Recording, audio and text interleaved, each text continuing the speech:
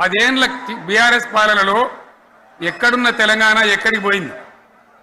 ఎన్ని రంగాలలో ఎన్ని అవార్డులు వచ్చినాయి? ఎన్ని అద్భుతమైన పనులు చేసి చూపెట్టినాం?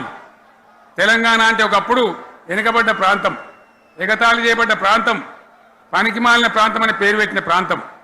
కానీ ఎన్ని రంగాలు, తలసరి ఆదాయాన్ని బ్రహ్మాండంగా పెంచినాం.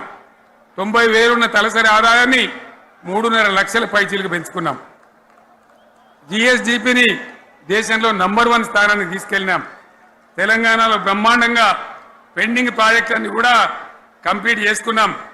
కల్వకుర్తి కావచ్చు, నెట్టెంపాడు కావచ్చు, భీమా కావచ్చు, ఎల్లంపల్లి కావచ్చు, మిడిమానేరు కావచ్చు, అక్కడ మేఘాల మీద పనిచేసి దాన్ని అంతా కూడా కంప్లీట్ చేసి ఒక్క పాలమూరు జిల్లాలోనే 10 లక్షల ఎకరాలకు సాగునీళ్ళు ఇచ్చుకున్నాం.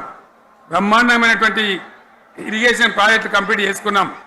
3.5 లక్షల టన్నుల వడ్లు పండించే స్థాయికి తెలంగాణను తీసుకొని పోయినాం.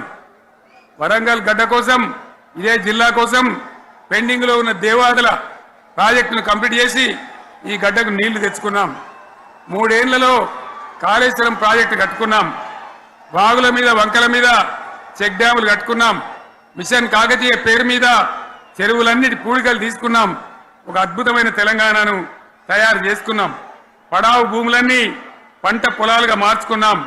ఆనాడు బీఆర్ఎస్ పాలనలో చెరువుల నిండా జలరాశులు, రైతుల కళ్ళాల నిండా ధాన్య రాశులతోని బ్రహ్మాండంగా తెలంగాణ అద్భుతంగా పురోగమించిన విషయం మీకు తెలుసు. పంజాబ్ను తలదన్నే పంటలు పండించిన విషయం కూడా మీ అందరికీ తెలుసు అని నేను మనవి చేస్తా ఉన్నా. రైతు కష్టమేందో నాకు తెలుసు. నేను స్వయంగా రైతును కాబట్టి రైతాంగాన్ని కడుపులో పెట్టి చూసుకున్నాం.